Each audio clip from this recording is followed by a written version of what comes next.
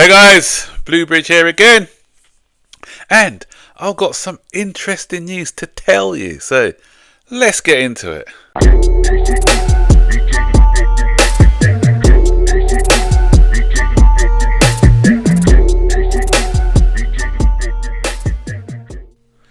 So, I thought this was meant to be a quiet window for Chelsea. Chelsea are addicted to transfers, so never a quiet window with these new owners around.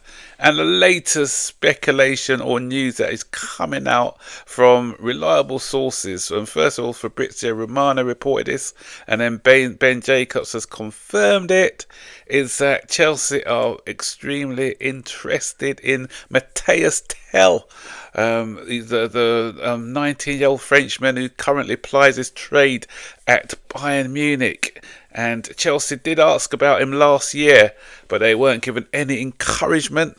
But this time they're going in again to see whether they can get him. First of all, people are saying there's conflicting reports, because some people are saying that we want a swap deal or some deal involving Nicholas Nkunku, and then they're saying Ben Jacobs said Nkunku's not involved, but then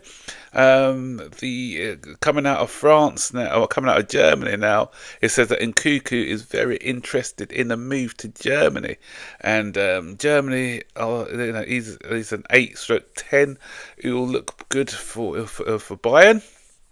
So maybe, because obviously he's not happy at Chelsea, he had a lot of joy when he used to play for RB Leipzig in the German league, so he's used to that league, he knows that league well. Top goal scorer, I think, the season before he left to join Chelsea, so it could end up good for all parties, because obviously we get rid of an unhappy player whose position he's more of a 10 position, which he doesn't fit into Maresco's plans. He's too good, as I said, to be a bench player. So could he be moving to Bayern Munich? So if he moves to Bayern Munich, that opens a door for Tel. Tel's already said, though, that he wants to try and make a name for himself at Bayern. He wanted to see what Vincent Kompany's plans were for him. But if he doesn't get any encouragement from Vincent Kompany, or we sell him a good project, then maybe that would open the door for us. I'm not getting carried away yet, because there's still work to be done. We've got 17 days or 18 days left in the window to try and sort something out. So definitely if Nkunku goes, and I think I've read somewhere today that the B sample had come back from Mudryk with some traces of some illegal substances, so it looks like he may be facing a lengthy ban. So we're going to have no Mudryk and no Nkunku. Then we definitely have to have some reinforcements. We were linked with Hernandez yesterday. I think I said Fernandez, I meant Hernandez. We were linked with him yesterday. So today, Tel. So what are we getting with Tel? Interesting enough, for those who didn't know, he started his career as a defender, so as a centre-back. So he knows how to tackle. He knows the defensive work. He knows he's going to put in the hard graft as well. So he's no novice when it comes to tackling. He's 6 foot as well, so that's what he's got, that bit of physicality over some of our other wingers like Jadon Sancho, Neto, and Nkunku, if Nkunku was to go. So he's fast. He's predominantly plays as a left winger, but he can play right. He's quite versatile, or he can play as a centre forward, similar to what Nicholas Jackson does. So at the moment he could play like left wing, centre forward, hybrid role, and he's direct, as I said, very direct. He likes to cut inside with his right foot, and his ball striking is fantastic. So I've seen a lot of his compilations. I've seen him playing in full matches when in Germany as well.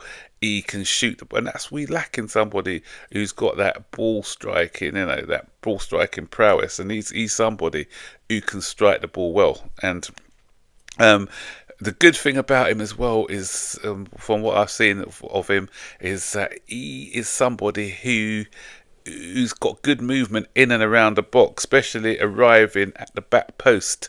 So that's something that Nicholas Jackson doesn't do that well.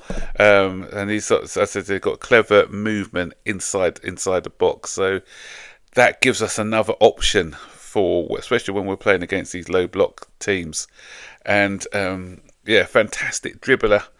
And he's a good passer of the ball as well. I've seen some lovely passes with the ball, and his hold at play is quite good as well. So as I said, he's got a good frame, so he's decent hold at play, and he scores with both feet. You know, that's why when I'm looking at things, I say, can he strike the ball with both feet? And he's got a good striking ability with his right and left, predominantly right-footed, but he's no, he's no mug when it comes to shooting the ball with his left foot as well. And as I said, that electric pace, that good dribbling skill. Good at one-on-one defender and one-on-one attacker, so winger. That's what Maresca likes as well. And so, yeah, he's still 19 though, he's still raw.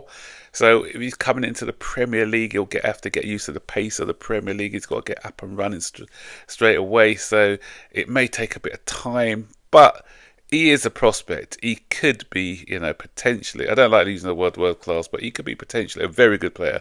I wouldn't say world class yet because, as I said, I use that term really lightly.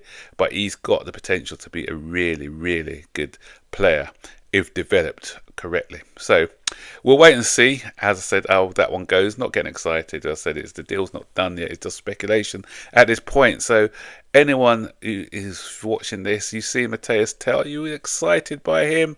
If it means getting rid of Nkunku, is that a risk worth taking? Stick your comments in the section below. And one final bit of news before I go, and that's involving Disasi. Not had the best time at Chelsea, and he's been put on the market, as well as obviously we know about Chilwell and Chukwuemeka and Casadei, I think. So it's going to be a busy outgoing for Chelsea. But the latest news is that there are a few clubs in Italy, I think notably Juventus, who are interested in Disasi, and he's been left out of the Chelsea squad for our game against Bournemouth, which will be played tomorrow, and that's because we are actively seeking a buyer for him in this window. So a lot of our fans probably be happy to hear that, because he'd probably do well in Italy, because he's not in Italy where he can defend his box, defend his area. That's the more style that he enjoys, rather than the sort of football that we do. I don't think he's suited to the way that Maresca likes his defenders to play, like a good ball playing defender who can defend wide areas. He's not good at that. But when his best game for us came against Manchester City, that time when we were pinned in our own box, and he was fantastic that day, heading out, clearing balls with his head and with his feet and getting blocks in, and he looked very comfortable when asked to defend that way. But in a way that Maresca likes to play, as I said, it's not suited. So again, what do you think of this story with a potential move for Disasi? Are you happy about that, or do you think he's still got something to offer at Stamford Bridge? So stick your comments in the section below. So that's the end of the video. We've got Bournemouth tomorrow. Hoping that we can get a victory. Bournemouth are a really good side, so they're going to be dangerous. They've beaten some top teams this season, so it's going to be another test for us, especially that we're not on the best of runs. And I don't think they've lost a game in 8, so it's going to be a really difficult game tomorrow. So hopefully we can get back to winning ways. So we'll see. So again, what do you think about that match? Another thing to stick your comments in below. So guys, that's it. I hope you enjoyed the video. So don't forget to like, subscribe, turn on all post notifications to be notified every time I'm making a new one. So take care. Bye-bye.